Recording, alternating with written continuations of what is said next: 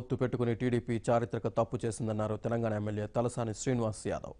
AP ప్రభుత్వం ప్రజలకు మంచి పాలన అందించడంలో విఫలమైందని, దీంతో రాష్ట్రానికి తీవ్ర నష్టం వాటిల్లిందని ఎమ్మెల్యే తలసాని ఆరోపించారు. తిరుమల శ్రీవారిని కుటుంబ సభ్యులతో కలిసి దర్శించుకున్నారు. ఏపీలో దీక్షల పేరుతో ప్రజాధనాన్ని ప్రభుత్వం దుర్వినియోగం చేస్తోందని ఆరోపించారు. ఏపీ ప్రజల్లో కూడా కేసీఆర్ నాయకత్వాన్ని సమర్థిస్తున్నారని, ఏపీలో ఎన్నికలు జరిగే సమయంలో టీఆర్ఎస్ పార్టీ పాత్ర ఉంటుందని అన్నారు తలసాని. కేంద్రంలో బీజేపీ, కాంగ్రెస్ ప్రభుత్వం అధికారంలోకి రావడం కలని తలసాని జోస్యం చెప్పారు. ఏర్పడినప్పటి నుంచి పరిపాలన ఒక పద్ధతి ప్రకారం జరగకపోవడం మూలనే ఆంధ్రప్రదేశ్ రాష్ట్రానికి బాగా నష్టం జరిగింది.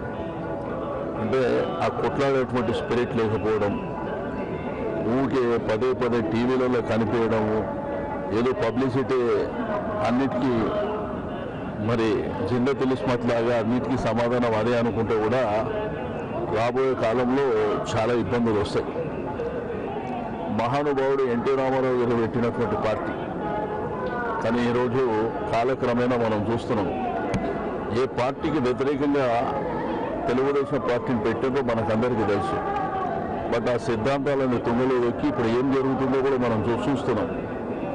ఇప్పుడు పోరాట స్పిరిట్ ఉండాలి. ఒక గవర్నమెంట్ చేసే పనులు చేసుకుంటూ వెళ్ళాలి.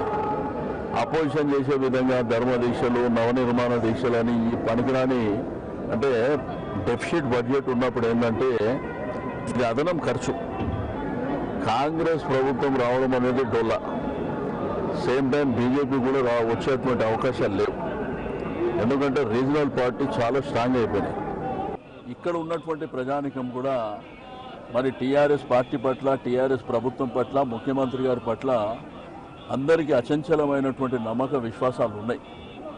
అందుకే ఈరోజు గ్రేటర్ హైదరాబాద్ పరిధిలో ఆంధ్ర ప్రాంతం నుంచి వచ్చినటువంటి ప్రతి ఒక్కళ్ళు ఎంతో సంతోషంగా ఉన్నారు. అక్కడ పరిపాలన అంటే మీలాంటి పరిపాలన ఉండాలనేది ప్రజలు కోరుకుంటుంది. బట్ డెఫినెట్గా మా పాత్ర రేపు ఆంధ్రప్రదేశ్ రాష్ట్ర రాజకీయాలలో